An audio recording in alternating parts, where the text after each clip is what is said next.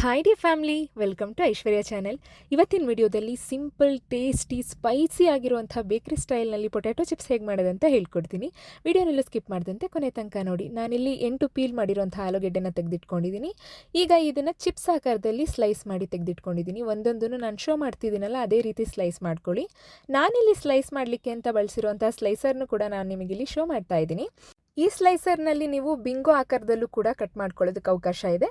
ಹಾಗೆಯೇ ಚಿಪ್ಸ್ ಶೇಪ್ನಲ್ಲೂ ನೀವು ಕಟ್ ಮಾಡ್ಕೊಳ್ಳೋದಕ್ಕೆ ಅವಕಾಶ ಇದೆ. ನಾನಿಲ್ಲಿ ನಿಮಗೆ ಶೋ ಮಾಡ್ತಾ ಇದ್ದೀನಲ್ಲ, ಆ ಭಾಗದಲ್ಲಿ ಸ್ಲೈಸಸ್ ಮಾಡಿ ನೀಟಾಗಿ ತೆಗೆದಿಟ್ಕೊಂಡಿರುವಂಥದ್ದು.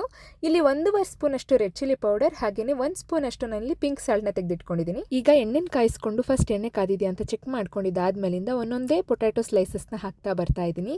ಸೊ ಚಿಪ್ಸ್ ಆಕಾರದಲ್ಲಿ ಕಟ್ ಮಾಡಿರೋಂಥ ಪೊಟ್ಯಾಟೊನ ಹಾಕಿ ಮೀಡಿಯಮ್ ಫ್ಲೇಮಲ್ಲಿ ಇಟ್ಕೊಬೇಕು. ತೀರಾ ಸಣ್ಣ ಉರಿಯಲ್ಲ, ತೀರಾ ಹೈ ಫ್ಲೇಮಲ್ಲ. ಸೊ ಇಲ್ಲಿ ನೀವು ನೆನ್ಪಿಟ್ಕೊಬೇಕು, ಫಸ್ಟ್ ಟೈಮ್ ಇದನ್ನು ಅರ್ಧ ಬೆಂದ ಮೇಲಿಂದ ನಾವು ಸಪ್ರೇಟ್ ಮಾಡಿ ತಗೋಬೇಕು. ಸೊ ಫುಲ್ ಇದನ್ನು ಬೇಯಿಸ್ಕೊಳ್ಬೇಡಿ. ಈ ಥರ ಒಂದು 2 ರಿಂದ 3 ಬ್ಯಾಚ್ನ ನಾನು ಹಾಕ್ಕೊಳ್ತಾ ಇದ್ದೀನಿ. ಪೂರ್ತಿ ಬೇಯೋದು ಬೇಡ, ಅರ್ಧ ಈ ರೀತಿ ಬೆಂದಿರಬೇಕು. ಪೂರ್ತಿ ಬೇಯೋ ಅಂಥ ಅವಶ್ಯಕತೆ ಇಲ್ಲ. ನಿಮಗೆ ಶೋ ಮಾಡ್ತಾ ಇದ್ದೀನಿ, ಈ ರೀತಿ ತಯಾರಾಗಿರುತ್ತೆ. ಮತ್ತೆ ಕಾದಿರೋ ಎಣ್ಣೆಗೆ ಅದನ್ನು 2ನೇ ಸಲ ಡೀಪ್ ಫ್ರೈ ಮಾಡ್ಕೊಳ್ಬೇಕು.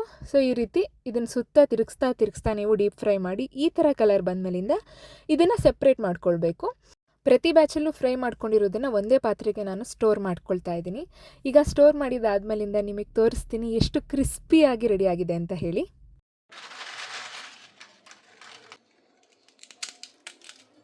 ಇವಾಗ ಇದಕ್ಕೆ ಸಾಲ್ಟ್ ಮತ್ತು ಖಾರದ ಪುಡಿ ಎರಡನ್ನೂ ಸೇರಿಸ್ಬಿಟ್ಟು ನಾನಿಲ್ಲಿ ಶೋ ಮಾಡಿರೋ ರೀತಿ ಮಿಕ್ಸ್ ಮಾಡ್ಕೊಳ್ಳಿ.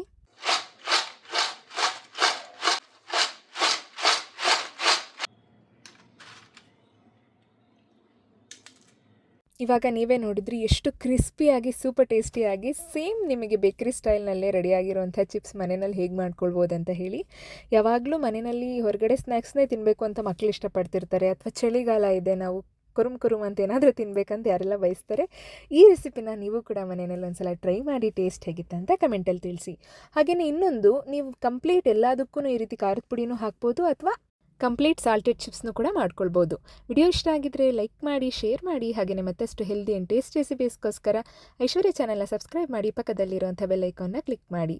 Thank you so much for watching Aishwarya channel. ಎಲ್ರಿಗೂ ಒಳ್ಳೆಯದಾಗಲಿ.